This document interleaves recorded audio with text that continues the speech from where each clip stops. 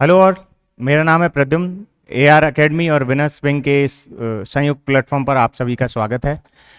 हम इंग्लिश की क्लासेस ले रहे थे जिसमें हमने आर्टिकल एंड डिटर्मिनर्स पहले कंप्लीट कर लिए थे और एक हम प्रपोजिशन की क्लास कंप्लीट कर चुके हैं। आज हम प्रपोजिशन की सेकंड क्लास से चालू करेंगे। सेकंड क्लास चालू करने से पहले हम एक बार रिवाइज कर लेते हैं कि प्रपोजिशन में पहली क्लास में हमने क्या पढ़ा था, क्योंकि वो क्लास लिए हुए अभी एक दो दिन हो गए हैं।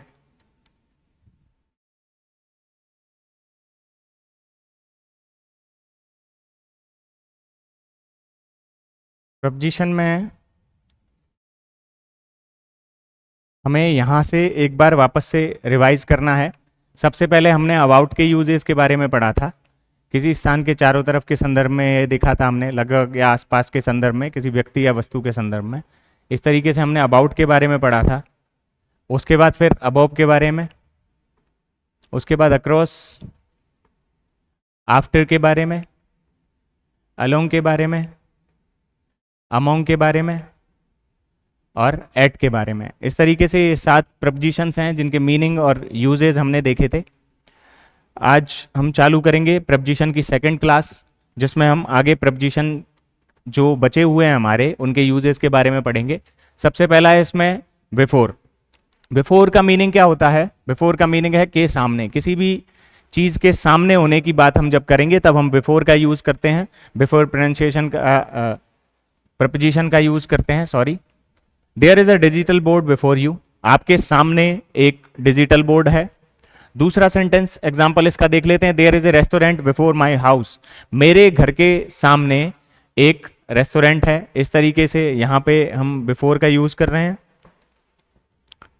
नेक्स्ट, बिफोर का जो यूज है वो करते हैं हम समय और स्थान को बताने के लिए। कैसे? किसी समय से पहले कोई चीज आ जाती है, किसी समय से पहले कोई काम होना होता है उस वाली कंडीशन में, और किसी स्थान से पहले कौन सा स्थान पड़ता है उसको बताने के लिए हम बिफोर का यूज करते हैं। जैसे एग्जाम्पल के लिए sentence, I will come before 4 in the evening. मैं शाम को 4 बजे से पहले आ जाऊंगा। I will come before 4 in the evening, मतलब ये समय से पहले की बात कर ली। कितने समय से पहले? शाम को 4 बजे से पहले की वो बात कर रहा है। नेक्स्ट जो है वो हम स्थान के लिए देखेंगे। स्थान के लिए हम देखेंगे कि रिद्धि सिद्धि चौराहा कम्स बिफोर गुर्जर की थड़ी। रिद्धि सिद्धि जो चौराहा है वो गुर्जर की थड़ी जो है उससे पहले पड़ जाता है दूरी में। इसके बाद बिफोर का जो दूसरा यूज है, इसके अलावा थर्ड जो यूज है उस वह है किसी व्यक्ति के सामने।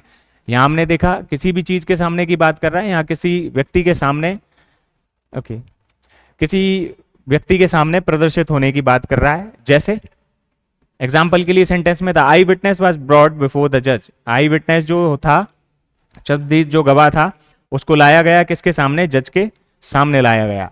सेकंड इसका एग्जाम्पल देख लेते हैं, the thief appeared before the magistrate. जो चोर है उस वो मजिस्ट्रेट के सामने आया।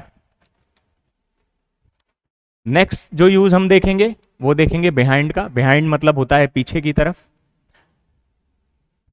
के पीछे, किसी भी व्यक्ति या वस्तु के पीठ के पीछे, हमारी पीठ के पीछे में, इस सेंस में हम इसको यूज करते हैं किसी भी व्यक्ति या वस्तु की पीठ के पीछे। जैसे एग्जाम्पल के लिए, Raman's house is behind my house. Raman का जो घर है वह मेरे घर के पीछे स्थित है। सेकंड एग्जाम्पल है, the girl hide behind his father. जो लड़की है वो डर के मारे क्या किया उसने? अपने पिता के पीछे वो छिप गई, उनकी पीठ के पीछे। तो यहाँ पे भी पिछली दीवार के पीछे और यहाँ पे भी किसी व्यक्ति के पीठ के पीछे छुपा होना। एक इसका जो अर्थ निकलता है वो निकलता है समर्थन करने के अर्थ में। समर्थन करने के अर्थ में बिहाइंड का यूज किस तरीके से किया जाएगा? जैसे, my brother stands behind me in all my difficulties. मेरा भाई जो है वो मेरी कठिन परिस्थितियों में हमेशा मेरे पीछे खड़ा रहता है, मतलब मेरा समर्थन करता है, मेरा साथ देता है। इसके अलावा, everyone was behind him during the election campaign. प्रत्येक जो वोट देने वाला व्यक्ति था वो उसका साथ दे रहा था किसमें? इलेक्शन कैंपेन्स में। तो बिहाइंड हिम मतलब उसका समर्थन कर रहा था। इसके बाद है घटिया या पिछड़ा हुआ। किसी चीज से कमतर कोई चीज होती है उसमें हम बिहाइंड का यूज करते हैं। जैसे, I am behind all of you in English. English में मैं आप सभी लोगों से पीछे हूं। All teams are behind India in cricket. Cricket में बाकी जितनी भी टीम है वर्ल्ड की वो इंडिया से पीछे हैं, मतलब उससे कमतर हैं, घटिया हैं या पिछड़ी हुई हैं। इस तरीके से बिहाइंड के हमने ये यूजेस पढ़े। इसके बाद आता है बिलो। बिलो का मतलब होता है नीचे, नीचे के सेंस में हम इसमें बात करते हैं बिलो के लिए। नीचे के सेंस में क्या क्या चीजें नीचे हो सकती है, जैसे पोजीशन, किसी चीज की पोजीशन है वो किसी दूसरी चीज के नीचे है। रेट, किसी चीज की कीमत किसी दूसरी चीज के कंपैरिजन में कम है, मतलब वही नीचे है। किसी चीज की वैल्यू जो है वो किसी चीज से कम है। या इंपॉर्टेंस की भी हम बात करें तो किसी का जो इंपॉर्टेंस है वो किसी से कम होती है, तो उस वाली कंडीशन में अपन बिलो का याद यूज करेंगे। जैसे my grandfather's picture hung below the clock, मेरे ग्रैंडफादर की, मेरे दादाजी की जो पिक्चर है वो टंगी हुई है कहाँ पे, बिलो द क्लॉक, दीवार घड़ी के नीचे। N S I is below A C I in rank, एक एस आई जो होता है वो सी आई से रैंक में छोटा होता है, बिलो होता है। मैंने आपको पहले भी बताया था कि हम जो इंग्लिश का ग्रामर पढ़ेंगे या इंग्लिश का कंपोजिशन पार्ट पढ़ते हैं या राइटिंग वाला पार्ट जो भी पढ़ेंगे, वो अपन जो जितने भी टॉपिक्स हैं उनको कोरिलेट करते हुए पढ़ेंगे। तो प्रपोजिशन में भी अगर मुझे लगता है कि कहीं पे ऐसी चीज़ है जिसमें आर्टिकल एंड प्रपोजिशन को समझाने की ज़रूरत पड़ रही है या किसी और टॉपिक को समझाने की ज़रूरत पड़ रही है, तो वो भी मैं आपको साथ में बताता रहूँगा। जैसे इस एग्जाम्पल की हम बात कर लेते हैं, N S I is below C I in rank. यहाँ पे एन का यूज हमने एस आई से पहले क्यों किया है, उसका रीजन है कि हमने ये देखा था कि ए और एन का यूज किसी भी जो वर्ड होता है उसके फर्स्ट जो लेटर होता है उस पर डिपेंड करता है, लेकिन उस फर्स्ट लेटर के साउंड पे डिपेंड करता है कि उससे आवाज कैसी आ रही है। उससे वोवल की आवाज आएगी, उस केस में अपन एन का यूज करेंगे, और उससे कॉन्सोनेंट की साउंड आएगी तो उस केस में अपन ए का यूज करेंगे। जब हम एस आई लिखते हैं तो एस को हम ऐसे लिखते हैं, और यहाँ पे पहली जो साउंड हमें निकल के आती है वो आती है ए की।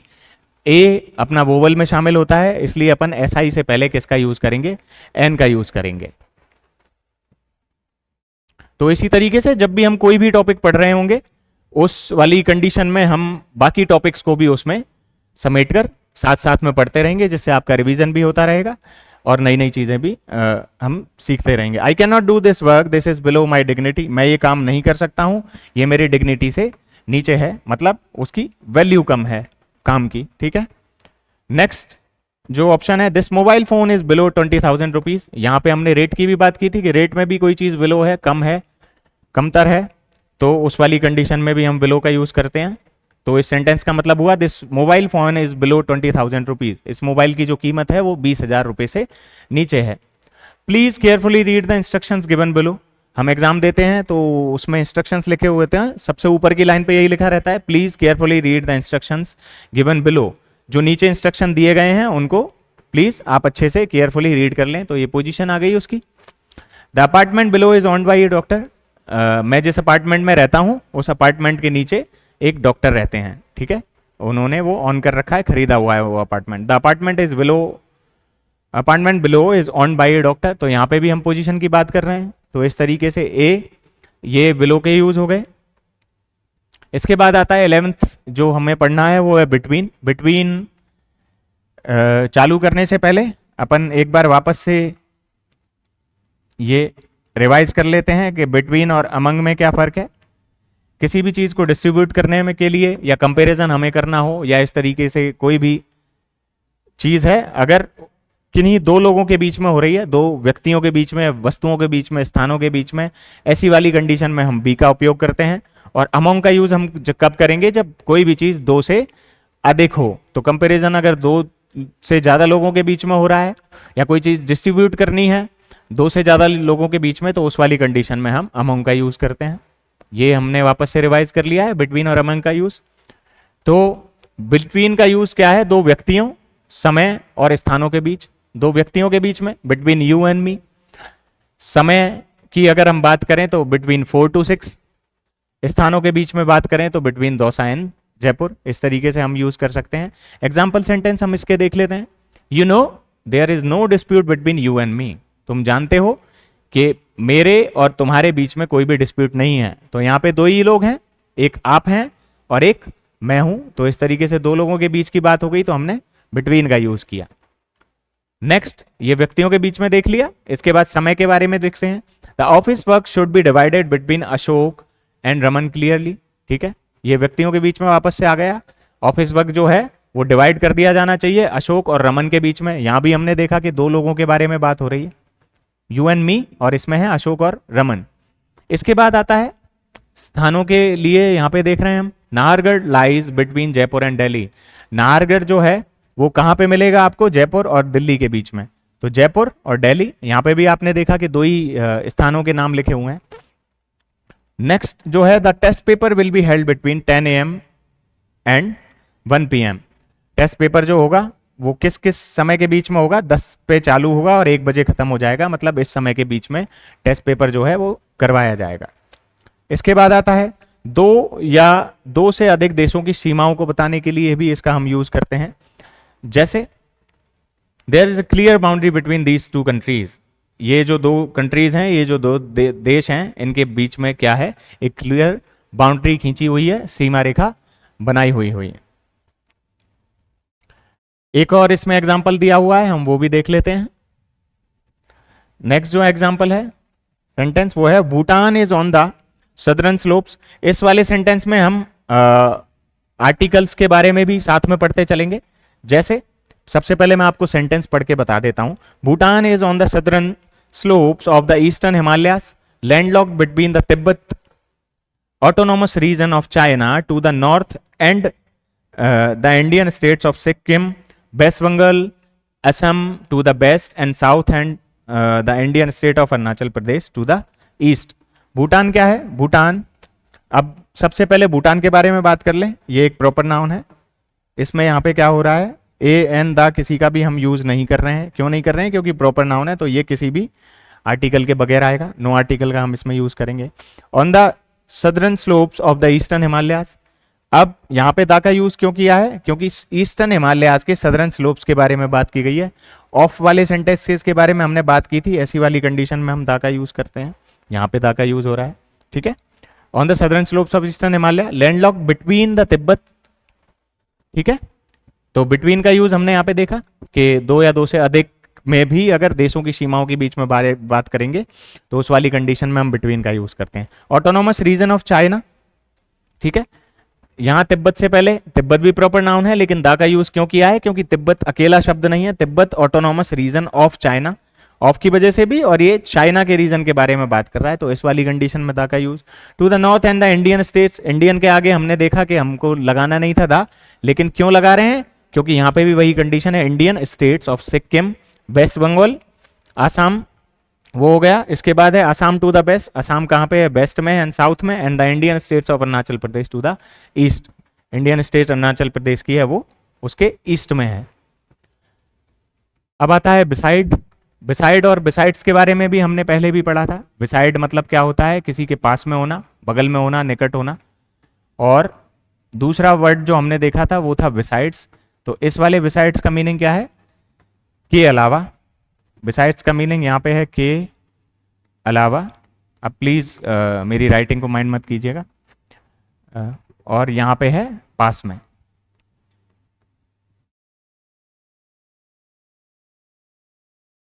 तो बिसाइड का यूज हम पढ़ते हैं। बिसाइड के यूज में पास में होने के सेंस में हम बिसाइड का यूज करते हैं। एग्जाम्पल के लिए, he was sitting beside his friend, वह अपने दोस्त के साथ बैठा है या बैठी है। दे लिव बिसाइड द सी, वो समुद्र के पास में रहते हैं। The table is beside the bed, table जो है वो कहाँ रखी हुई है? बेड के पास में रखी हुई है। इसके अलावा हमने देखा था कि बिसाइड्स, बिसाइड और बिसाइड में क्या फर्क है, इसको हम पढ़ते हैं किसमें? कंफ्यूजेबल वर्ड्स में भी पढ़ते हैं। कंफ्यूजेबल वर्ड में आपको कोई भी सेंटेंस अगर दे दिया जाता है, जैसे मान लीजिए इस वाले सेंटेंस में ये बिसाइड्स लगा देगा, यहाँ पे बिसाइड्स लगा देता है, यहाँ पे लगा देता है। इस वाले सेंटेंसेज में मान लीजिए एस यहाँ से हटा दे, एस यहाँ से हटा दे, तो ऐसी वाली कंडीशन में हमको इसका ध्यान रखना है। बिसाइड्स का मीनिंग, जिसमें एस लगा हुआ है उसका मीनिंग है के अलावा, और सिर्फ बिसाइड लिखा हुआ है उसका मतलब होता है कि पास में। तो he was sitting beside his friend, they live beside the sea, the table is beside the bed. अब हम देखते हैं बिसाइड्स का मतलब क्या होता है, के अतिरिक्त या के अलावा। एडिशनल कोई चीज किसी में जुड़ती है तो उस वाले सेंटेंस में हम बिसाइड्स का यूज करते हैं। जैसे I had no time to warn you, मेरे पास समय नहीं था तुम्हें वार्न करने के लिए। Besides I was not sure, पहली बात तो मेरे पास तुम्हें टाइम नहीं था तुम्हें वार्न करने के लिए, तुम्हें आगाह करने के लिए। साथ ही में अब यहाँ पे इसका मतलब यही निकला ना, इसके अतिरिक्त दूसरा रीजन क्या है, आई वॉज नॉट श्योर, मैं भी श्योर नहीं था उस चीज को लेकर। तो पहला तो टाइम नहीं था, दूसरा वो श्योर नहीं था, इसीलिए एडिशनल कोई चीज हो रही है, कोई चीज जुड़ रही है, जैसे के अतिरिक्त, के अलावा, तो उसके अलावा कोई चीज जुड़ रही है, उस वाले सेंस में अपन ने बिसाइड्स का यूज कर लिया। इसके बाद आता है ऑल दिस इज डिटेल्ड, ये सारी चीजें डिटेल्ड हैं, डिटेल में सब लिखा हुआ है, and a lot more besides in the book, और इसके अलावा कोई और भी जो जानकारी है और डिटेल में जो चीजें लिखी हुई हैं वो कहां पे लिखी हुई हैं, बुक में लिखी हुई हैं, बिसाइड्स इन द बुक, उसके अलावा अतिरिक्त में बुक में भी चीजें लिखी हुई हैं। इसके बाद आता है I want to learn more languages, मैं और भी ज्यादा लैंग्वेजेस सीखना चाहता हूं, बिसाइड्स किस किस के अलावा, हिंदी, इंग्लिश और मराठी के अलावा, ये तीनों लैंग्वेज मुझे आती हैं, इसके अलावा, इसके अतिरिक्त मैं और भी लैंग्वेजेस सीखने का इच्छुक हूं, मैं और भी लैंग्वेज सीखना चाहता हूं। इसके बाद आता है हमारा बाई।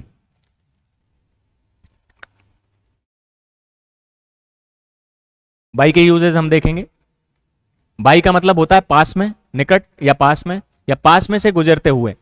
रनिंग कंडीशन में भी हम इसमें बात कर सकते हैं कि कोई चीज मूव कर रही है, चल रही है, और किसी समय के दौरान, किस समय के दौरान कोई काम हुआ है, तो उस वाले सेंस में भी हम बाई का यूज कर लेते हैं। जैसे ही लिव्स, पहला है sentence, he lives by the coaching institute, वह कहां रहता है, पास में रहता है, किसके, कोचिंग इंस्टीट्यूट के, he lives by the coaching institute. अब यहां पे द का यूज क्यों किया हमने कोचिंग इंस्टीट्यूट का, क्योंकि कहने वाले के लिए और बोलने वाले के लिए, दोनों के लिए क्या है, ये चीज जानकारी में है, दोनों को पता है कि किस बारे में बात हो रही है, क्योंकि आप किसी कोचिंग इंस्टीट्यूट में पढ़ते हैं वो एग्जैक्ट हो जाता है। Raman lives by the library, मैं जिस लाइब्रेरी में पढ़ता हूं उसके पास में कौन रहता है, रमन रहता है, इसीलिए भी यहाँ पे दा का यूज किया है। तो इस तरीके से बाई के प्रपोजिशन के हम यूज पढ़ रहे हैं, साथ में ही हम आर्टिकल एंड डिटर्मिनर भी इन क्वेश्चंस में देखते हुए चल रहे हैं, जिससे हमारा रिवीजन हो जाए और एक ही टॉपिक के साथ हम दूसरा टॉपिक भी साथ में पढ़ सकें। I go by the shop on my way to home, जब मैं घर जाता हूं तब मैं क्या करता हूं, आई गो बाय द शॉप, एक जो शॉप है उससे गुजरता हूं। हमने देखा ये पास में से गुजरते हुए के लिए भी यूज में लिया जाता है। हमने कई सारे शब्द देखे थे आर्टिकल एंड डिटर्मिनर पढ़ते हुए जिनमें हम क्या करते हैं, दा का यूज नहीं करते हैं, जैसे हॉस्पिटल हो गया, पुलिस स्टेशन हो गया, स्कूल हो गया। ऐसे ही होम होता है, होम जो वर्ड है उसके साथ कभी भी कोई भी आर्टिकल नहीं आएगा, होम के साथ आर्टिकल नहीं आता है, क्योंकि सबका घर एक ही होता है, एक घर में हम रहते हैं और वो एग्जैक्ट चीज होती है, और कोई चीज इतनी एग्जैक्ट हो जाए तो उस वाले सेंस में हम आर्टिकल का यूज नहीं करते हैं। ये वाली सेंस प्रॉपर हो गया ये। The Pakistani soldiers attack by the night, Pakistani soldiers जो थे उन्होंने क्या किया, अटैक बाय द नाइट, रात के दौरान, उन्होंने रात के दौरान क्या किया, अटैक किया। अभी बाई का दूसरा यूज क्या है, कार्यकर्ता के लिए, कार्यकर्ता मतलब किसके मदद से काम किया गया है, ठीक है। या दूसरा टू, अकॉर्डिंग टू, के अनुसार, किसी चीज के अनुसार, या कसम खाने या शपथ लेने के लिए यूज किया जाता है। जैसे हम जनरली सुनते रहते हैं बाई गॉड हम बोलते हैं, तो बाई गॉड वाली मीनिंग में इसको हम यूज करते हैं। इसके अलावा हम अकेले ही, कोई काम कोई व्यक्ति अकेला कर रहा है तो उस वाले सेंस में हम बाई का यूज करते हैं, जैसे by himself, by my self, by your self, इस तरीके से। एग्जाम्पल के लिए सेंटेंस देख लेते हैं। This English book was written by me, ये इंग्लिश की जो किताब है वो किसके द्वारा लिखी गई है, मेरे द्वारा लिखी गई है। तो ये कार्यकर्ता के लिए आ गया, किसके लिए, किसके थ्रू काम किया गया है, किसने काम किया है। What is the time by your watch, हमेशा हम समय पूछने के लिए कैसे बोलते हैं, what is the time by your watch. तो इस वाली कंडीशन में के अनुसार टाइम क्या हुआ है आपकी घड़ी के अनुसार आपको बताना है, ठीक है। इसके बाद आता है बाय गॉड, अब यहां कसम खाने वाले सेंस में हमने बात कर ली थी, I did not steel your wallet, मैंने तुम्हारा वॉलेट जो है वो नहीं चुराया है, ठीक है। एक और सेंटेंस है, इसको हम देख लेते हैं।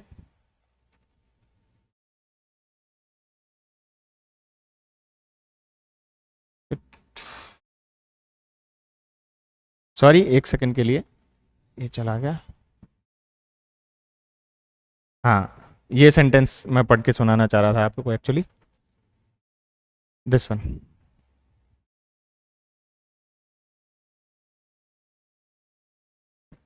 ही is only 5 but goes to school by himself. वह सिर्फ कितने साल का है? 5 साल का है, लेकिन स्कूल कहाँ किस तरीके से जाता है? वो खुद से स्कूल चला जाता है।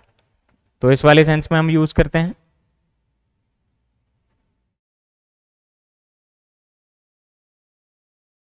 मैं इसको ठीक कर लेता हूं प्लीज।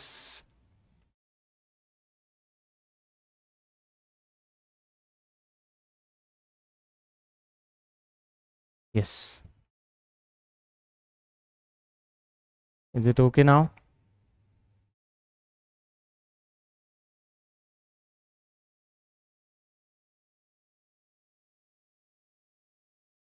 ठीक है भाई, के हमने ये यूजेस देख लिए।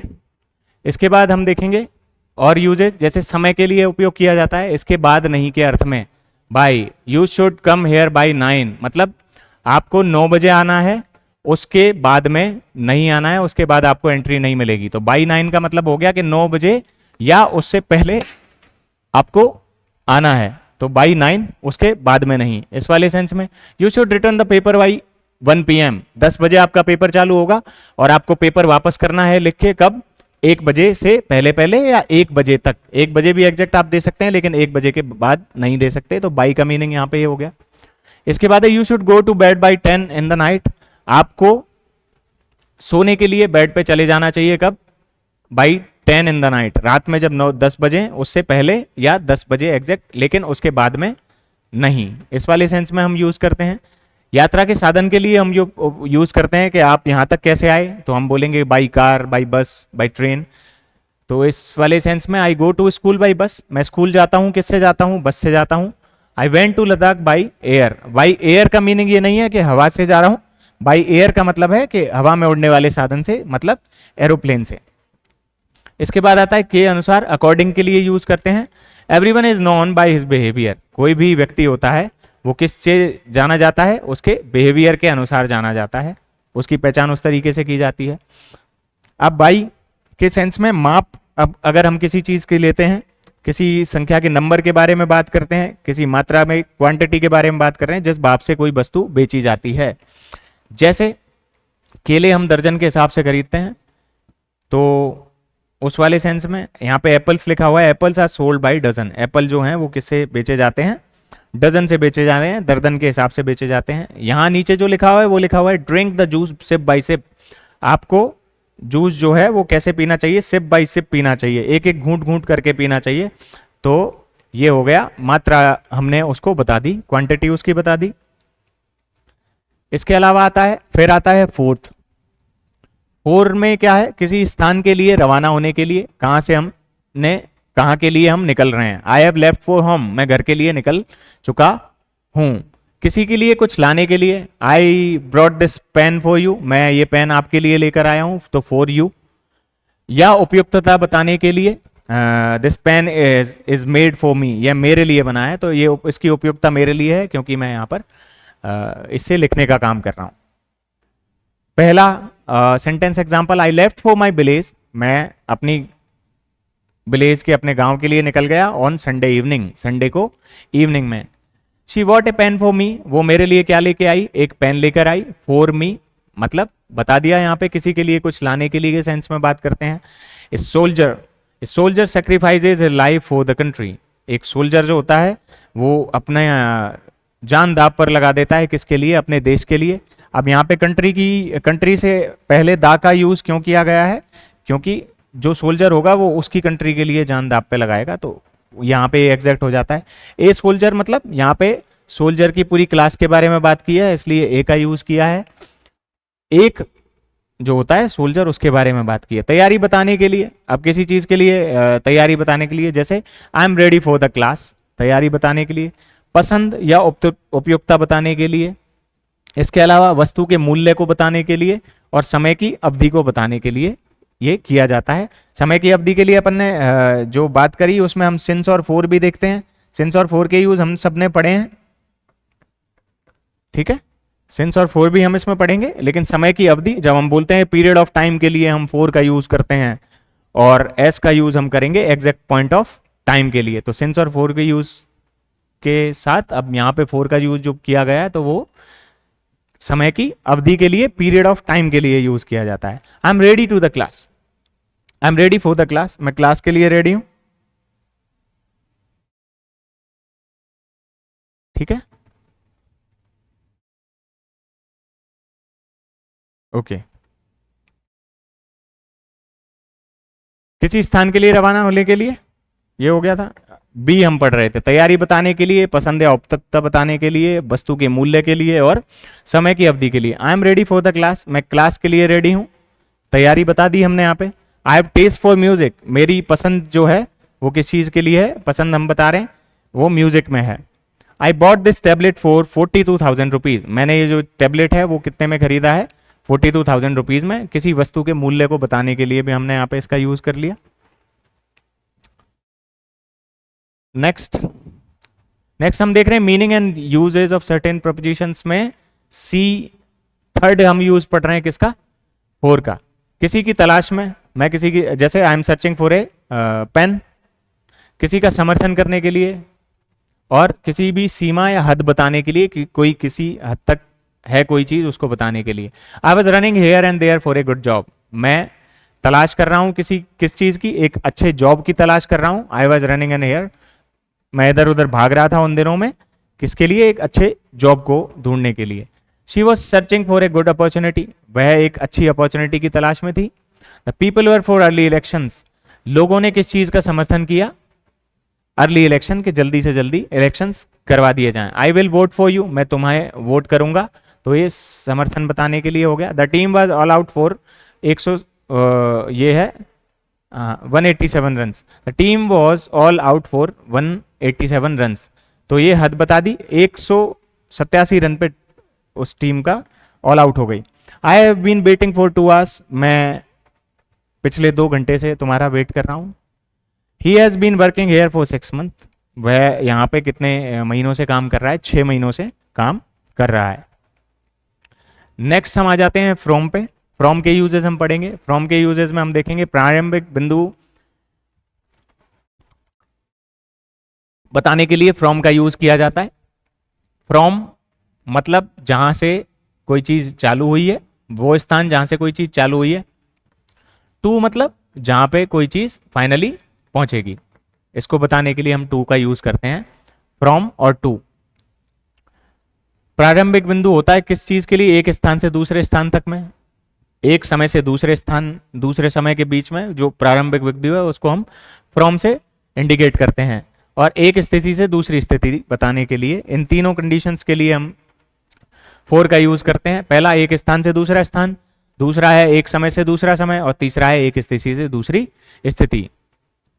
इसके बाद आता है द क्लास इज कंडक्टेड, इसके जो एग्जांपल्स हैं, sentence example, the class is conducted from 4 to 6 in the evening.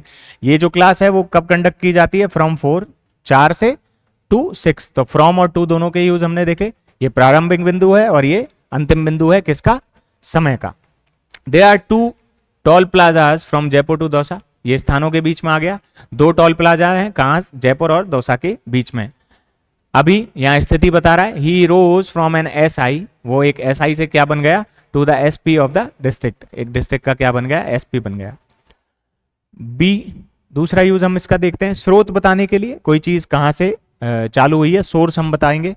अलगाव बताने के लिए, दूरी बताने के लिए, अलग हो जाती है कोई चीज उसके लिए। और कारण बताने के लिए, इसके अलावा वस्तु के प्रयोग तथा रूप बदलने के लिए। यहाँ पे भी हम एक चीज वापस से देखेंगे, oranges comes from Nagpur, oranges कहाँ से आते हैं, नागपुर से आते हैं। ही फेल फ्रॉम द रूफ, वह कहाँ से गिर गया, छत से गिर गया। Butter is made from milk, butter किससे बनता है, मिल्क से बनता है। ठीक है, फ्रॉम का यूज हम कब करते हैं, एक चीज एक स्थिति से दूसरी स्थिति में परिवर्तन होता है, तब फ्रॉम का यूज हम करते हैं किस चीज के लिए, जब उसका रूप बदल जाए। मिल्क जो है वो हमने देखा कि बटर में चेंज हो गया, उसका रूप पूरी तरह चेंज हो गया। लेकिन ऑफ का यूज हम उस कंडीशन में करते हैं कि परिवर्तन तो हो रहा है, लेकिन जो बेसिक जो मटेरियल है वो वैसा की वैसा बना हुआ है। जैसे कोई रिंग है जो सोने की बनी हुई है, लेकिन सोना उसमें सोने के जैसा ही दिखता है, ऐसी वाली कंडीशन में हम ऑफ का यूज करते हैं। और जहां पे रूप परिवर्तन हो जाए उस वाली कंडीशन में हम किसका यूज करते हैं, फ्रॉम का यूज करते हैं। फ्रॉम के योर यूज, लेकिन ये अभी अभी मैंने बता दिया था आपको। परंतु अगर वस्तु का रूप नहीं बदले तो ऑफ का उपयोग करते हैं, जैसे this ring is made of gold, these anklets are made of silver. ठीक है, इसके बाद अंतर बताने के लिए, डिफरेंस बताने के लिए, your shirt is different from mine. निष्कासन बताने के लिए, he was expelled from the college, और मनाही बताने के लिए। ठीक है, जैसे your pen is different from mine, तुम्हारा जो पेन है वो मेरे से अलग है। I expel you from the class, मैं तुम्हें क्लास से बाहर निकालता हूं, मतलब निष्कासन करता हूं। There is a prohibition from entering the building after hours, जब इसके मिलने का समय खत्म हो जाए, बिल्डिंग में एंट्री का जो समय खत्म हो जाता है उसके बाद उस पर प्रतिबंध लगाया हुआ है एंटर करने से। The rules prohibit students, rules prohibit करते हैं, स्टूडेंट को रोकते हैं किससे? From using cell phones during class, class में मोबाइल फोन का आप यूज नहीं करें उसके लिए। तो ये मनाही बताने के लिए हमने इसका यूज किया है। नेक्स्ट हम यूज पढ़ेंगे इनका। इनके यूज में हम देखेंगे समय की अवधि जिसमें कोई घटना घटती है, ठीक है, को बताने के लिए, उसको बताने के लिए ऐसा समय जिसके अंदर कोई घटना घटित हो रही है। जैसे answer these questions in 3 hours, इन प्रश्नों का उत्तर आपको कितने घंटों में देना है? 3 घंटे के अंदर अंदर देना है। दूसरा इसका यूज है after a period of time, when, कोई समय गुजर जाने के बाद। I will come to you in the evening, जब शाम हो जाएगी तब मैं आपके पास आऊंगा। इसके अलावा before the names of towns, towns के नेम से पहले, सिटीज के नेम से पहले और कंट्रीज के नेम से पहले प्रपोजिशन का अगर यूज करना है तो अपन इन का यूज करते हैं। हमने इसमें इन और एट के यूज के बारे में बात करी थी पहले भी, अपन उसको रिवाइज कर लेते हैं। एट का यूज हम करेंगे छोटी सिटीज के लिए, या कोई भी कंपेरेटिवली 2 जगहों के आपको नाम दे रखे हैं। जैसे एग्जाम्पल के लिए अपन रिद्धि सिद्धि चौराहा के बारे में ही बात करते हैं। ठीक है, रिद्धि सिद्धि चौराहा है, इससे पहले अपन लगाएंगे एट, और जब हम जयपुर की बात करेंगे और जब हम जयपुर की बात करेंगे तो हम क्या लगा देंगे? इन। तो कंपेरेटिवली जो जगह बड़ी होगी उसके पहले अपन इन का यूज करेंगे, और कंपेरेटिवली कोई जगह छोटी होगी तो उसमें हम एट का यूज करते हैं। तो टाउन्स के नाम से पहले, कस्बों के नाम से पहले, सिटीज के नाम से पहले और कंट्रीज के नाम से पहले अपन किसका यूज करते हैं? इनका यूज करते हैं। जैसे आई लिव इन जयपुर इन राजस्थान, मैं जयपुर में, राजस्थान में जयपुर में रहता हूँ। My sister will stay in India for 2 months, मेरी बहन भारत में 2 महीने के लिए रहेगी। चांद बावड़ी इज सिचुएटेड इन आवानेरी दौसा, चांद बावड़ी जो है वो कहाँ पे है? आवानेरी दौसा में है। इस तरीके से इसके एग्जाम्पल हो गए। इनके ही और यूज, स्थिरता की अवस्था को दिखाने के लिए, कोई चीज किसी में एंट्री की हुई है लेकिन वो स्थिर है, उसमें वहीं पे बनी हुई है, उसके लिए अपन यूज करते हैं इनका। और इसी के साथ में हम इनटू का यूज करते हैं जब कोई चीज रनिंग हो, मतलब ट्रांजिशन हो रहा हो। जैसे ये दरवाजा है, ये रूम है, और यहां से मैं ऐसी स्थिति आपको बता रहा हूं कि मैं रनिंग में हूं, I am entering into the room. ठीक है, I am entering the room, entering के बाद तो खैर इनटू लगेगा ही नहीं। ठीक है, तो इनटू का यूज हम करते हैं जब रनिंग में होती है चीज, और इन का यूज हम करते हैं जब स्थिर होती है कोई चीज, स्टेशनरी कंडीशन में होती है, चल नहीं रही होती है। एग्जाम्पल के लिए, we all are in the classroom right now, हम अभी सारे लोग कहाँ पे हैं? क्लासरूम में, मतलब स्थिरता को यहाँ पे ये दर्शा रहा है। आई हैव 100 रुपी नोट, मेरे पास एक 100 रुपए का नोट है, कहाँ पे है? इन माई पॉकेट। ठीक है, यहाँ पे हम एक आर्टिकल का यूज साथ में पढ़ लेते हैं। अब 100 100 होता है, आप में से सबको लगेगा कि ये प्लूरल है, तो इसके साथ एक ही जगह दा का यूज हो जाना चाहिए। लेकिन हम इस सेंटेंस को पूरा पढ़ेंगे तो हम बात करेंगे, तो ये जो पूरा वर्ड है वो एक ही है। 100 रुपी नोट मतलब एक नोट के बारे में बात कर रहा है, ना कि 100 रुपयों के बारे में। तो मेन जो नाउन है वो इधर क्या है? नोट है। तो इस वाली कंडीशन में फिर हम ए का यूज यहाँ पे करते हैं कि मेरे पास एक 100 रुपए का नोट है मेरे जेब में। लेखन का माध्यम बताने के लिए कि इंग्लिश में लिख रहे हैं या हिंदी में लिख रहे हैं या मराठी में लिख रहे हैं, पंजाबी में लिख रहे हैं। आई राइट माई आंसर्स इंग्लिश, मैं अपने आंसर्स जो क्या है किस में लिखता हूँ?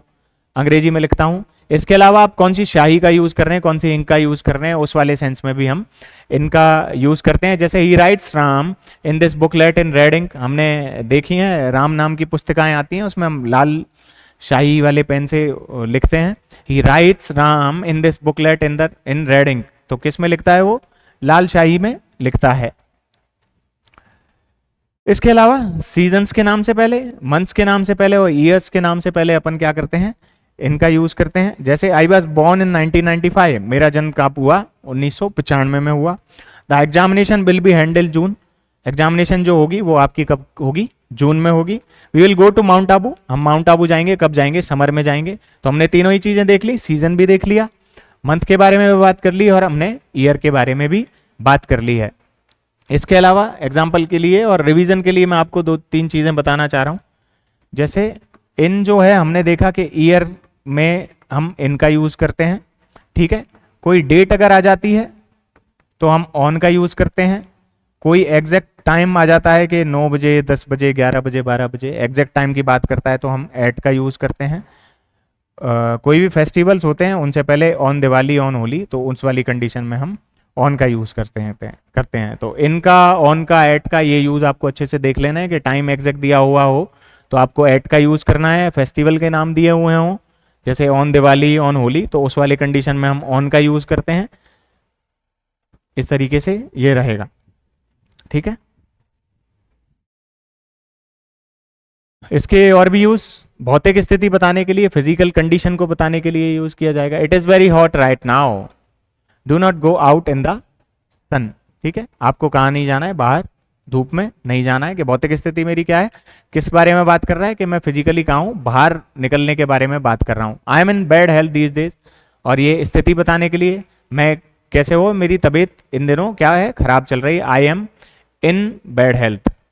और इसके अलावा सदस्यता बताने के लिए he is in state services, वो किस में है, स्टेट सर्विसेज में है, वो इसका हिस्सा है। My sister is in judiciary, मेरी सिस्टर जो है वो जुडिशरी में काम करती हैं।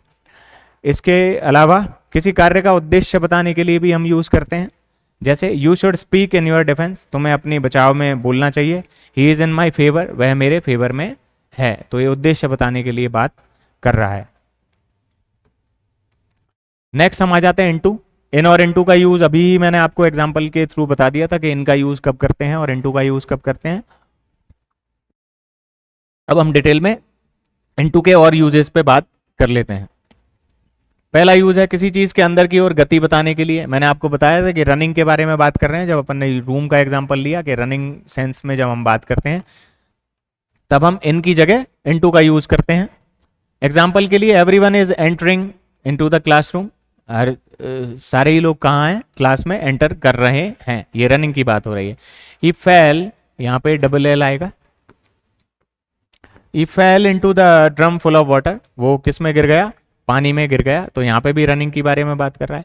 ही jumped into the swimming pool, वो क्या किया, उसने स्विमिंग पूल में कूदा। तो ये सारी चीज गति को दिखाती है, स्टेशनरी नहीं है चीज, रनिंग में है। स्थिति परिवर्तन को दिखाने के लिए किया जाता है, स्थिति में परिवर्तन को शो करने के लिए। I have translated all the papers into English, मैंने सारे ही पेपर को किस में ट्रांसलेट कर दिया है, इंग्लिश में ट्रांसलेट कर दिया। स्थिति का उसमें परिवर्तन होता है। Water changes into ice, water जो है वो आइस में, बर्फ में तब्दील हो जाता है, बदल जाता है। व्हेन कूल्ड, जब उसको ठंडा किया जाता है सर्टेन लिमिट तक। शी बर्स्ट इनटू टीयर्स, वो है उसकी आंखें आंसू से भर गईं आफ्टर वॉचिंग दैट मूवी, जब उसने वो इमोशनल मूवी देखी, इस वाले सेंस में। फिर आता है इन front of, in front of का मतलब है ठीक आमने सामने की स्थिति को वो दिखाता है। जैसे in the position of directly before, a truck is standing in front of our house, हमारे घर के सामने एक ट्रक क्या है, खड़ा हुआ है। That man jumped in front of A running बस, उस आदमी ने कूद लगा दी किसके, एक रनिंग चलती हुई बस के सामने। इसके बाद आता है she set in front of TV, in front of the TV and watch 3 movies in a go, वह टीवी के सामने बैठी और एक ही बार में उसने कितनी, 3 मूवीज देख ली। A tall man was sitting in front of me in the garden, एक लंबा आदमी मेरे सामने बैठा हुआ था, कहाँ पे, गार्डन में। They never argue in front of their children, वो पेरेंट्स इस तरीके के हैं कि वो अपने बच्चों के सामने कभी भी आर्ग्यूमेंट नहीं करते हैं। 2 police officer stand guard in front of the building, इस बिल्डिंग के सामने क्या करते हैं, 2 पुलिस ऑफिसर गार्ड का काम करते हैं, मतलब गार्ड करते हैं, उसकी रक्षा करते हैं। फिर आता है ऑब, ऑब के बारे में बात करेंगे, संबंध बताने के लिए, ठीक है। आई कम ऑफ ए नोबल फैमिली, उत्पत्ति बताने के लिए, कोई चीज सोर्स कहाँ से आ रहा है, किसी चीज का रीजन बताने के लिए। विभाजन या सम्मिलित होना दर्शाने के लिए। एग्जाम्पल से हम इसको समझ लेते हैं। The diamond of necklace is pure. ये जो नेकलेस है इसका डायमंड क्या है, प्योर है। तो डायमंड ऑफ नेकलेस, ऐसे हम इसका यूज करेंगे ऑफ का। ये बता दिया संबंध। ये डाइड ऑफ कैंसर, उसका रीजन बता दिया, कारण बताने के लिए हमने इसका यूज कर लिया है। ठीक है। जब निर्माण के बाद वस्तु का रूप नहीं बदलता है, ये हम देख चुके हैं, को बताने के लिए किया जाता है। एग्जाम्पल के लिए वापस पढ़ लेते हैं। The anklet is made of gold. ये जो पाजेब है वो किसकी बनी हुई है, गोल्ड की बनी हुई है, सोने की बनी हुई है।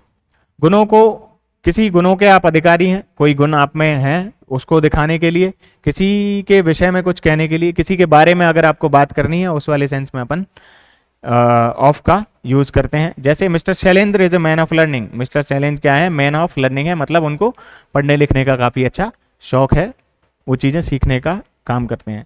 His friends always speak of him. अब यहाँ पे ऑफ हिम जो बता रहा है वो क्या बता रहा है, किसी के बारे में हम बात कर रहे हैं, किसी के विषय में बात कर रहे हैं। His friends always speak of him highly. उसके बारे में अच्छी बातें ही उसके दोस्त हमेशा बोलते हैं। इसके बाद हम आ जाते हैं ऑन पे। ऑन का मतलब है किसी चीज के ऊपर। जैसे मान लीजिए ये टेबल है और ये इसको टच कर रही है, इस पे ये बॉल रखी हुई है, तो बॉल अगर इसको टच कर रही है तो हम ऑन का यूज करते हैं। इसी प्रकार हमने अबव के यूज के बारे में बात की थी। अबव का मीनिंग भी ऐसे ही साथ में ऊपर के लिए होता है, लेकिन मेन कंडीशन उसमें क्या थी कि वो चीज उसको नीचे वाली चीज को क्या नहीं कर रही है, टच नहीं कर रही है। ठीक है। The aeroplane is above my head.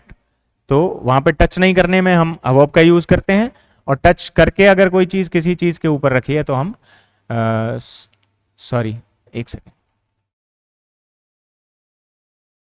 ऐसी वाली कंडीशन में हम किसका यूज करते हैं, ऑफ का यूज करते हैं, सॉरी ऑन का यूज करते हैं। किसी चीज के ऊपर धरातल को छूते हुए, उसको टच करते हुए। पहला है the book is on the podium. Book जो है वो किस पे रखी हुई है, पोडियम पे रखी हुई है। The bike is on the road. Bike जो है वो रोड पे चल रही है, उसके टायर टच कर रहे हैं बाइक रोड पे। समय बताने के लिए किया जाता है ऑन का यूज। दिन, विशेष दिन और तारीख से पहले लगता है, जो मैंने अभी अभी आपको बता दिया था कि तारीख से पहले लगता है, विशेष दिन से पहले लगता है, डेज के सामने। She was born on 14 November in the year 1995। वो उसका जन्म कब हुआ, उस लड़की का जन्म कब हुआ है, 14 नवंबर 1995 में। The class will not be conducted on Sunday. ये दिनों के सामने हमने बात कर ली, वार के सामने। क्लास संडे को नहीं कंडक्ट करवाई जाएगी। We worship God Ram on Ramnavami. Special दिनों के बारे में जब हम बात करते हैं, मैंने फेस्टिवल के बारे में भी आपको भी बताया था। ते we worship God Ram on Ramnavami. Ramnavami को हम पूजा करते हैं किसकी, भगवान राम की। किसी व्यक्ति या वस्तु के बारे में, किसी व्यक्ति या वस्तु के बारे में बताएगा किसी समय पे। जैसे I am writing a book on English literature. मैं इस समय पे क्या कर रहा हूं, इंग्लिश लिटरेचर की बुक को लिख रहा हूं, इन दिनों के बारे में। He met him on the way to Jaipur. वह उससे कब मिला, on the way to Jaipur. किसी व्यक्ति या वस्तु के बारे में बता रहे हैं, किसी समय पर, मतलब कब वो काम किया गया है। इन दिनों में क्या कर रहा हूं, इंग्लिश की बुक लिख रहा हूं। मैं उससे कब मिला, ये समय हम बता रहे हैं कि जब मैं जयपुर आ रहा था, on my way to Jaipur. इसके बाद आता है ऑन। ऑन में हम देखेंगे काम में व्यस्तता बताने के लिए, या दिशा बताने के लिए, या सदस्यता बताने के लिए। ठीक है। I am here on business. मैं यहाँ बिजनेस के पर्पज से आया हूं। ठीक है। व्यस्तता बता रहे हैं। I was hit on the head. मेरे कहाँ पे चोट लगी, सर में चोट लगी, ये दिशा बता रहा है। Hrithik is on the committee. Hrithik क्या है, कमेटी का मेंबर है, उसका सदस्य है, तो सदस्य बताने के लिए हमने इसका यूज किया है। एक निर्भरता बताने के लिए, डिपेंडेंसी बताने के लिए, और स्थिति बताने के लिए भी उसका यूज किया जाता है। ठीक है। तो आई लिव ऑन टीचिंग। मेरी निर्भरता किस पे है, कि मैं पढ़ा के पैसे कमाता हूं। The restaurant is on fire. Restaurant की स्थिति अभी क्या है, कि वो उसमें आग लगी हुई है, फिलहाल उसकी स्थिति क्या है। नीचे दिए गए शब्द समूह के साथ, नीचे कुछ शब्द दिए गए हैं, इनमें फिक्स है कि हम ऑन का ही यूज हमेशा करेंगे, और आपको ये जैसे कि तैसे याद कर लेना है। जैसे ऑन पर्पस, ऑन पर्पस। दूसरा है ऑन द होल, पूरा की पूरा। ऑन ए विजिट, एक विजिट पर। ऑन द कॉन्ट्रेरी, उसके अपोजिट में। ऑन फुट, पैदल जब हम चलते हैं तो I have come here on foot, मतलब मैं पैरों से चलकर आया हूं। On loan, on interest etcetera, ऐसे और भी एग्जाम्पल्स हो सकते हैं। इसके बाद आता है ओवर। ओवर जो हमने बात की थी, अबव का काम भी वही है, ओवर का काम भी वही है कि बिना स्पर्श किए ठीक ऊपर के सेंस में हम बात करते हैं। The sun is over my head right now, सूरज जो है अभी मेरे सर के एकदम ऊपर है। ढकने के अर्थ में किसी चीज को कवर कर दिया जाता है किसी चीज से, तो उस वाले सेंस में ओवर पे बात करते हैं। Spread this cover over the food plate, plate जो रखी हुई है खाने की उनके ऊपर इस कवर को ढक दो, तो ओवर का यूज हमने यहाँ पे वापस से किया। संख्या अगर अधिक में है उसको बताने के लिए, जैसे I think mister Shyam is over 60 now, मेरे ख्याल से मिस्टर श्याम है उनकी एज क्या हो गई है, 60 से ऊपर हो गई है, तो इस वाली कंडीशन में हमें अधिक बताइए संख्या में है। इसके बाद किसी के बारे में या कोई काम करते समय किसी बारे में बताया जाता है कोई काम करते हुए, जैसे we will discuss this matter over a cup of tea, इस मैटर पे हम चर्चा करेंगे, लेकिन कब करेंगे, over a cup of tea, जब हम चाय पिएंगे तब। अब किसी के बारे में बताना, do you not quarrel over such tribal matters, ऐसी छोटी छोटी चीजों पे आपको लड़ना नहीं है, लड़ाई नहीं करनी है, तो quarrel over such trivial matters, let focus on the important things, हमें इंपॉर्टेंट थिंग्स पे फोकस करना चाहिए। इसके अलावा सत्ता या पद में श्रेष्ठता दर्शाने के लिए, कोई किसी से रैंक में ऊपर है उसको दिखाने के लिए। The Rana Sanga ruled over a vast empire, एक बड़ा जो एम्पायर है उस पे राणा सांगा राज करते थे। We need a strong manager over us, हमें हमारे जो हम काम कर रहे हैं उसके ऊपर क्या है, एक स्ट्रॉन्ग मैनेजर की आवश्यकता है। इसके बाद आ जाते हैं हम सिंस, जो हमने 4 को पढ़ते हुए भी साथ में ही देख लिया था, लेकिन वापस से देख लेते हैं। परफेक्ट टेंस में सिंस का प्रयोग समय के उस बिंदु के लिए किया जाता है जो भूतकाल से अब तक चला आया हो, के लिए किया जाता है जो भूतकाल से अब तक चला आया हो और आगे चलने की संभावना हो। ऐसा कोई भी काम जो हम वर्तमान में देख रहे हैं कि अभी हो रहा है और हमें पता है कि वो पिछले कुछ समय से चलता आ रहा है और ऐसी भी संभावना है कि वो फ्यूचर में भी शायद चलता रहेगा, ऐसे वाले केस में हम किसका यूज करते हैं, सिंस का यूज करते हैं। जैसे I have not seen him since last week, मैंने उसको पिछले हफ्ते से नहीं देखा है और अभी भी क्या संभावना बनी हुई है कि क्योंकि मैं अभी भी नहीं देख रहा हूं और आगे भी ये संभावना है कि मैं उससे मिल नहीं पाऊंगा। She has been working here since 2010, इसका मीनिंग क्या है कि वो यहाँ पे काम कर रही है कब से, 2010 से काम कर रही है और वो अभी भी काम कर रही है और अभी तक उसने रिजाइन नहीं किया है या वो काम करना अभी छोड़ा नहीं है, तो ऐसे वाले केस में हम सिंस का यूज करें। Since it was raining we stayed inside, क्योंकि रेन हो रही थी तो हम क्या किया, हमने अंदर हम रुक गए। We have not eaten anything since breakfast, जब से मैंने ब्रेकफास्ट किया है तब से हम लोगों ने कुछ भी खाया नहीं है। He hasn't called me since we moved, जब से हम शिफ्ट हुए हैं उसके बाद से उसने मेरे को कॉल नहीं किया है। It's been a long time since I have seen you, ये बहुत ज्यादा समय बीत गया है कि मैंने आपको देखा नहीं है या फिर मैं आपसे मिला नहीं हूं। इसके बाद हम देखते हैं थ्रू के में कैसे यूज करते हैं, बंद स्थान से एक सिरे से दूसरे सिरे तक, मतलब आप इसको एक पाइप की तरह लीजिए, कोई भी ऐसी चीज जो बंद है और उसमें एक किनारी से हम एंटर मार रहे हैं और दूसरी किनारी से हम बाहर निकल रहे हैं, तो इस वाले सेंस में हम किसका यूज करते हैं, थ्रू का यूज करते हैं। कोई चीज सबसे पहले तो क्या है, पहली कंडीशन के वो क्लोज्ड है और उसमें हम मूविंग बताएंगे कि एक सिरे से कोई दूसरी चीज एंटर की और दूसरे सिरे से वो निकल गई। जैसे the cat squeezed through the hole in the wall, जैसे दीवार में जो छेद था उसमें एक साइड से बिल्ली ने एंट्री की और दूसरी साइड से वो बाहर निकल गई। इसके अलावा दूसरा केस क्या है, साधन या माध्यम बताने के लिए किस चीज से काम किया गया है। जैसे the message was conveyed through email, message जो सबको बताया गया पहुंचाया गया वो किसके थ्रू पहुंचाया गया, ईमेल के द्वारा, तो ईमेल यहाँ पे क्या हो गया, साधन हो गया, माध्यम हो गया इसको दर्शाने के लिए। The project was completed successfully through the hard work of the team, project जो है वो कंप्लीट हो गया किसकी वजह से, through the hard work of the team, तो यहाँ भी साधन बताया है, आपको माध्यम बताया कि किस के जरिए हुआ है कि हमने बहुत ज्यादा हार्ड वर्क किया। ऐसे ही रीजन बताने के लिए यूज किया जाएगा। कारण बताने के लिए, anyone can succeed through hard work, कोई भी हार्ड वर्क से क्या है, सफलता प्राप्त कर सकता है, तो ये कारण बता रहा है। इसके बाद आते हैं हम टू पे, दिशा या गंतव्य बताने के लिए। हमने बात करी थी फ्रॉम से टू की। फ्रॉम में हमने देखा था कि वो प्रारंभिक बिंदु के बारे में बात कर रहा है। यहाँ पे हम टू देख रहे हैं, टू में हम क्या देखते हैं कि वो अंतिम बिंदु के बारे में बात कर रहा है। हम जो भी चीजें पढ़ रहे हैं वो रिपीटेडली ऐसा रहेगा कि हो सकता है मैं कुछ चीजों को आपको पहले ही बता दूं, जैसे मैंने टू का यूज आपको उसी समय बता दिया था जब हम फ्रॉम पढ़ रहे थे। अब जब हम टू पे पहुंच गए तो टू के साथ ही हम फ्रॉम का यूज भी साथ में देखते चलेंगे। तो हमारी जितनी भी क्लासेस रहेंगी उसमें सारे ही टॉपिक इस तरीके से इंटरमिंगल्ड रहेंगे, आपस में एक दूसरे में घुसे हुए रहेंगे, जिससे क्या रहेगा, एक तो आपको जंप करने में आसानी रहेगी कि आप एक ही सेंटेंस में अलग अलग चीज़ों को खुद से नोटिस कर पाएं बगैर दूसरे के बताए हुए, और दूसरा आपको वेरियस जो टॉपिक्स हैं उनकी एक ही साथ में तैयारी आपकी होती रहे और आप अपने आप को चेक कर पाएं कि मुझसे ये सारी चीज़ें आ रही हैं या नहीं।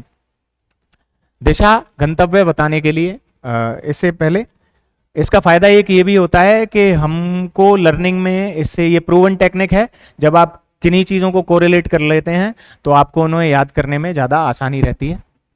तो इस तरीके से ही हम आगे भी पढ़ते रहेंगे।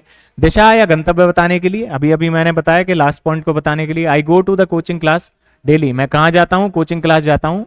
कब जाता हूँ? डेली। तो मेरा गंतव्य हो गया वो। समय के लिए तक के अर्थ में फ्रॉम, ये समय के लिए यूज किया जाता है, कब से कोई चीज चालू हुई और कब खत्म हो जाएगी। तो एग्जाम्पल के लिए द ऑफिस ओपन्स फ्रॉम, अब ये भी हमने पहले भी पढ़ा था, ओपन चालू होता है ऑफिस कब? 10 बजे, और खत्म कब होता है? 5 बजे खत्म हो जाता है। एज फार एज बताने के लिए, एज फार एज मतलब जब तक की, there is corruption from top to bottom, तो कहां से कहां तक करप्शन घुसा हुआ है? टॉप टू बॉटम, ऊपर से लेके नीचे तक। तुलना करने के लिए निम्न शब्दों के साथ, अब जब हम तुलना करते हैं तो नीचे कुछ शब्द दिए हुए हैं, उनके साथ भी हम टू का यूज करते हैं। वैसे तुलना के लिए हम क्या यूज करते हैं हमेशा से? तुलना के लिए हम मेजरली वर्ड यूज करते हैं देन की तुलना में। एक और दूसरा देन होता है दोस्तों, वो है देन। ये स्थिति बताता है, मैं ऐसा कर लूंगा देन वैसा करूंगा। और ये क्या बताता है? कंपैरिजन बताता है। तो इस वाली स्पेलिंग्स को जैसे ही आप राइटिंग पार्ट में कभी लिखते हैं तो आपको पता होना चाहिए कि इस देन का मीनिंग क्या है और इस देन का मीनिंग क्या है, और रेस्पेक्टिवली जहां पे जिस तरीके के देन की जरूरत है आपको वो देन यूज करना है। ये कंपैरिजन बताने के लिए यूज किया जाता है। दूसरा ये वाला जो है के बाद में यूज किया जाता है, के बाद वाले सेंस में, ठीक है। I will go to home, मैं पहले क्या करूंगा? मैं घर जाऊंगा। I will go to home first and then I will go to the restaurant, तो इस वाले सेंस में हम देन का यूज करेंगे, ठीक है। अब हम बात कर रहे थे कि टू का यूज कंपैरिजन में कब किया जाएगा, तो वो किया जाएगा प्रेफर टू। पहली चीज कि कोई चीज किसी दूसरी चीज के तुलना में आपको पसंद है, जैसे I prefer coffee to tea, मैं प्रेफर करता हूं क्या? कॉफी प्रेफर करता हूं कि चाय नहीं पीनी, कॉफी पीनी है। तो ऐसे वाले सेंस में आप यूज करेंगे। He is junior to me, he is senior to me, ठीक है। इंफीरियर, इंफीरियर मतलब किसी चीज की क्वालिटी किसी चीज से कम है तो उसके बारे में हम देखते हैं। और सुपीरियर मतलब किसी चीज की क्वालिटी ज्यादा है। तो प्रायर टू का मतलब है किसी भी समय से पहले के बारे में बात करते हैं तब। फिर आता है विद, विद का यूज हम क्या करेंगे? साधन या औजार के लिए हम यूज करते हैं। दो चीजें हैं, पहला है विद और दूसरा है क्या है? बाई है। विद का यूज हम करते हैं साधन के लिए, निर्जीव वस्तुओं के लिए, कि कोई काम जैसे मैंने सब्जियां काटी और चाकू से काटी, तो ऐसे वाले में चाकू के लिए जब हम यूज करेंगे तो हम विद का यूज करेंगे। I cut the vegetables with क्या?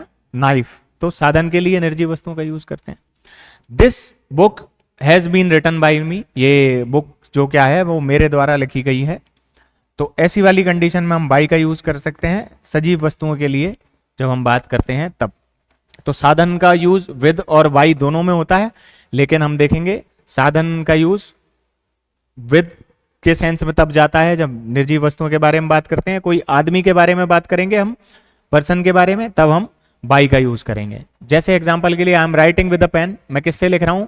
पेन से लिख रहा हूं। पेन मेरे लिखने का क्या है? साधन है। संबंध बताने के लिए या साथ बताने के लिए, I am coming with you, मैं तुम्हारे साथ आ रहा हूं। तो I live with my younger brother in Jaipur, मैं मेरे छोटे भाई के साथ जयपुर में रहता हूं। तो मैंने साथ बताने के लिए इसका यूज किया है। सुपुर्द करना या अधिकार में रखना, आप किसी चीज को किसी को दे देते हैं, उसको सुपुर्द करना बोलते हैं। जैसे leave this pen with me, ये पेन मेरे पास आप छोड़ के चले जाओ, तो मुझे सुपुर्द कर दो, ऐसा। तो डोंट वरी, आपको चिंता करने की जरूरत नहीं है, your money is safe with me, तुम्हारी जो पैसा है वो क्या है, मेरे पास सेफ है। Leave all the documents with me, अपने सारे ही डॉक्यूमेंट्स जो हैं वो क्या कर जाओ, मेरे अधिकार में रख जाओ, मुझे सुपुर्द कर जाओ, मुझे जमा करे जाओ। विशेषताएं रखने के अर्थ में, जैसे कोई चीज कोई विशेषता रखती है कोई व्यक्ति है, तो जैसे I saw a girl with curly here in the class, मैंने एक लड़की देखी जिसके क्या थे, बाल कर्ली थे। तो गर्ल विद कर्ली हेयर, तो वो विशेषता क्या रखती है, उसके बालों की विशेषता क्या है कि वो कर्ली हैं। तो ऐसी वाली कंडीशन में हम उसका यूज करते हैं। इसके बाद आता है विद का यूज आगे भरने या ढकने वाली वस्तु का बोध कराने के लिए किया जाता है। The bottle is half filled with water, ये जो बोतल है ये पानी से आधी भरी हुई है, तो हाफ फिल्ड विद वाटर ऐसे दिखाने के लिए कि कितनी भरी हुई है, ये दिखाने के लिए, ढकने के लिए हम इसका यूज करते हैं। किसी चीज का कोई कारण है उसको दिखाने के लिए, हैंड वाज शिवरिंग, उसके हाथ जो थे वो कब कब आ रहे थे, किसकी वजह से, फियर की वजह से, तो ये कारण बता रहा है। इसके बाद आता है विरोध व्यक्त करने के लिए, ही क्वेरल्ड विद हिज नेबर ओवर ए पेटी इशू, वो अपने नेबर से लड़ाई की उसने, किसके लिए, छोटे छोटे इशू पे। निम्न फ्रेजेस में, अब जैसे हमने और भी पहले भी पढ़ा था कि टू का यूज, इनका यूज, कई सारे फिक्स प्रपोजिशन देखे थे कि कहाँ पे हम यूज करते हैं। तो ऐसे ही कुछ ये फ्रेजेस हैं जिसमें हम विद का यूज करते हैं, जैसे डील विद, एग्री विद, किसी पर्सन से हम एग्री करते हैं तो एग्री विद का यूज करते हैं। इस पे हम एक बार वापस से आएंगे, एग्री विद और एग्री बाई का फर्क हम देखेंगे अभी। बाकी फ्रेजेस देख लेते हैं। Do away with, part with, किसी चीज से अलग होने के लिए, और फाइट विद, लड़ाई करने के लिए। अब हम आते हैं एग्री विद और एग्री बाई, एग्री टू पे, सॉरी, एग्री पहला तो हो गया एग्री विद, दूसरा हो गया एग्री टू। किसी व्यक्ति से हम एग्री होते हैं, ठीक है, उसकी बात मानते हैं, एग्री कर लेते हैं, तो उस वाली कंडीशन में हम विद का यूज करते हैं। किसी बात को लेकर हम एग्री कर लेते हैं तो हम उस वाली कंडीशन में एग्री टू का यूज करते हैं, ठीक है। एग्री विद और एग्री टू का फर्क हमें समझ में आ गया है यहाँ से। इसके बाद आते हैं हम without pay, meaning and use of certain proposition without, मुक्त होने के लिए। विदाउट का मतलब क्या है, मुक्त होने के लिए, कोई चीज किसी के बिना हो गई। जैसे I can't imagine my life without you, मैं तुम्हारे बगैर अपनी जिंदगी इमेजिन नहीं कर सकता, सोच नहीं सकता। These cookies are made without flour, ठीक है, ये आटे के बगैर बनी हुई हैं ये कुकीज जो हैं। Try doing the math without A calculator, ठीक है, तो कैलकुलेटर का यूज किए बगैर आप काउंट करो कोई चीज। अब हमने देखा था कि जितने भी सब्जेक्ट्स के नेम होते हैं, उनसे पहले हम किसी भी आर्टिकल का यूज नहीं करते हैं कभी भी। लेकिन आप यहाँ पे देख रहे हैं कि मैथ लिखा हुआ है, लेकिन उसके बावजूद भी हमने दा का यूज किया हुआ है। इन चीज़ों में हमें प्रैक्टिस की ज़रूरत होती है, और वो हम जितने ज़्यादा सेंटेंसेस पढ़ेंगे तो हमें चीज़ों का सेंस पता लगता है। जैसे इस वाले सेंस में हमने दा का यूज़ क्यों कर लिया, try doing the math without A calculator, तो यहाँ पे मैथ को एज ए सब्जेक्ट नहीं बोल रहा है, यहाँ पे मैथ जो लिखा हुआ है उसका मतलब है कैलकुलेशन। तो आप कैलकुलेशन जो कर रहे हैं वो किससे करें, बिना कैलकुलेटर की मदद से करें। तो मैथ एज ए सब्जेक्ट नहीं लिखी हुई है यहाँ पे, इसलिए हमने दा का यूज कर लिया। The prisoner will be held without bail until his trial, जब तक कि प्रिजनर का ट्रायल नहीं हो जाता तब तक वो विदाउट बेल रहेगा। He found the place without difficulty, उसको बगैर डिफिकल्टी के उसको जगह मिल गई। शी स्पोक विदाउट मत एंथुजियाज्म के बगैर वो बोली, ठीक है। इसके बाद आता है अंडर, ये हमारा लास्ट रहेगा आज का। आज हमारी प्रपोजिशन की सेकंड क्लास है। इसके बाद प्रपोजिशन की हमारी एक क्लास और बचती है, उसमें हम देखेंगे कि प्रपोजिशंस का किन स्थितियों को दर्शाने के लिए यूज किया जाता है, पहली चीज। दूसरी चीज, हम एक लिस्ट लेकर आएंगे जिसमें कई सारे फिक्स प्रपोजिशंस रहेंगे। उसमें पहली कंडीशन तो ये कि हम सारे की सारे प्रपोजिशंस पढ़ेंगे, पहली चीज। दूसरा, मैं वो सारी चीजें हम जब एक एक करके उसको डिस्कशन करते हुए चलेंगे तो उसमें मैं आपको कई सारे जो हैं, जो हमें ऐसा लगता है एग्जाम के पर्पज से कि ये वाले फिक्स जो प्रपोजिशन है वो ज़्यादा ज़रूरी है, वो मैं आपको उसी समय क्लास में ही लगातार आपको बताता रहूँगा कि ये हमें लगता है कि ये ज़्यादा ज़रूरी है, तो उनको आपको और एक बार थोड़ा सा पेन लेके एफर्ट्स लगा के वापस से पढ़ लेने हैं, लिख लेने हैं, उनसे रिलेटेड सेंटेंसेस पढ़ लेने हैं। जितने भी फिक्स प्रपोजिशन आप पढ़ रहे हैं उनके कम से कम 2-2, 3-3 सेंटेंस आप साथ में बनाते चलें, लिखते चलें। कंप्यूटर की मदद ले सकते हैं, एआई की मदद ले सकते हैं, चैट जीपीटी वगैरह, लेकिन आप उसके 2-3 सेंटेंसेस अगर लिख लेंगे तो आपको इस तरीके से फिक्स जो प्रपोजिशन है उनको याद करने में समस्या नहीं रहेगी। अगर आप सिर्फ इतना ही याद करके रखेंगे agree with, agree to, agree with, agree to, तो ऐसे काम नहीं होगा। आपके पास जितने भी फिक्स प्रपोजिशन की लिस्ट रहेगी उसके आपको सेंटेंसेस जरूर कहीं से रेडी कर लेना है। 2 sentence, 3 sentence more than enough है। लास्ट हम आज का ये देख लेते हैं, किन्हीं सर्टेन जो प्रपोजिशंस हैं उनकी मीनिंग और यूजेस के बारे में बात कर रहे थे। 27वां हमारा है अंडर, सिर्फ ये बचा है लंबवत रूप में नीचे, किसी चीज के नीचे, जैसे पेड़ के नीचे बैठे होने की बात है। I was sitting under a tree, ये 3 डॉट हैं किसी चीज से कम होने के अर्थ में, जैसे आई एम अंडर 30, मैं 30 साल से कम का हूं। की अवस्था में, किसी अवस्था को दर्शाने के लिए कि कौन सी चीज, विषय, कोई वस्तु है या व्यक्ति है, वो किस अवस्था में। यू आर अंडर अरेस्ट, तुम अब क्या हो, अरेस्ट में हो, अरेस्ट की अवस्था में हो। अंदर और पानी आदि में डूबे होना, किसी चीज में पूरी तरह डूब जाने के लिए, पानी के लिए। ही hide his face under the pillow, उसने अपना जो चेहरा है वो पिलो, तकिए के अंदर छुपा लिया। The temple remained under water for 3 months, temple जो था वो पानी में भरा रहा, कितने मंथ के लिए, पानी में डूबा रहा, कितने महीनों के लिए, 3 महीने के लिए। तो हमने अब तक आज की क्लास को अगर मिला लिया जाए तो हमने 4 क्लासेस ले ली हैं। पहली और दूसरी क्लास हमारी जो रही वो आर्टिकल एंड डिटर्मिनर की रही। तीसरी क्लास जो है हमने प्रपोजिशन की देख ली, जिसमें हम मेजरली पहले प्रपोजिशन के बेसिक्स हमने देख लिए थे, और उसके बाद हमने ये लिस्ट जिसमें अभी भी हम चल रहे हैं उसमें एड तक हमने प्रपोजिशन पहले पढ़ लिए थे, उनके यूजेस देख लिए और उनका मीनिंग क्या है वो देख लिया। आज की चौथी क्लास है, इसमें हमने ये 27 तक ये सारे पढ़ लिए हैं। अब हमारी आर्टिकल एंड डिटर्मिनर की 2 क्लासेस हो गई। प्रपोजिशन की जो है हमारी 1, 2 और एक और क्लास है। इसके बाद एक और जो क्लास होगी उसमें हम देखेंगे कि किन किन स्थितियों में प्रपोजिशन का यूज किया जाता है, पहली कंडीशन। और दूसरा, हम कुछ फिक्स्ड प्रपोजिशंस के बारे में भी बात करेंगे। उन प्रपोजिशन को पढ़ते हुए हम उसमें ये भी देख लेंगे कि कौन से ज़्यादा इंपॉर्टेंट है आपके एग्जाम के पर्पज से। इसके अलावा बी के रस्तोगी सर की जो एक बुक है उसमें सिनोनिम्स दिए हुए हैं, एंटोनिम्स दिए हुए हैं, फ्रेजल वर्ब्स हैं और ईडियम्स हैं। आपके आरएएस मेंस एग्जाम के लिए जो जनरल इंग्लिश है उसके पर्पज से उनमें से ऐसे कौन से सिनोनिम्स हैं जो हमें ऐसा लगता है कि थोड़े ज़्यादा इंपॉर्टेंट हैं, एंटोनिम्स हैं, फ्रेजल वर्ब्स हैं और ईडियम्स हैं। ये चारों ही उस बुक को मैंने वहाँ पे उसमें टिक लगाए हैं कि कौन से ज़्यादा इंपॉर्टेंट हमें नज़र आ रहे थे, ऐसा पहली चीज़।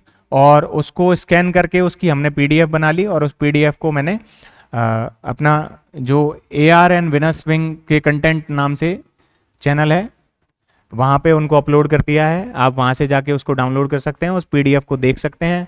उनमें जिन भी important synonym, antonym, phrasal verbs और ईडियम्स पे टिक लगे हुए हैं, आप उनको कॉपी में एक बार नोट कर सकते हैं और उन पे थोड़ा सा ज़्यादा ध्यान देके उनको आप याद कर लेंगे तो मुझे लगता है कि एग्ज़ाम में आपकी उससे थोड़ी ज़्यादा मदद होगी। इसी के साथ आज की क्लास यहीं पे ख़त्म। कल हम प्रपोजिशन पढ़ेंगे। प्रपोजिशन में हम एक तो फिक्स प्रपोजिशन के बारे में बात करेंगे, उनमें से जो इम्पोर्टेंट हैं उसके बारे में आपको बता दिया जाएगा, और साथ में कौन सी स्थितियों में प्रपोजिशन का यूज़ किया जाता है, यही सारे प्रपोजिशन, लेकिन उनकी स्थितियों के बारे में बात करेंगे, कहाँ कहाँ इनका उपयोग किया जाता है। आज की क्लास इतनी ही, कल आपसे वापस मिलते हैं प्रपोजिशन की तीसरी क्लास में। धन्यवाद।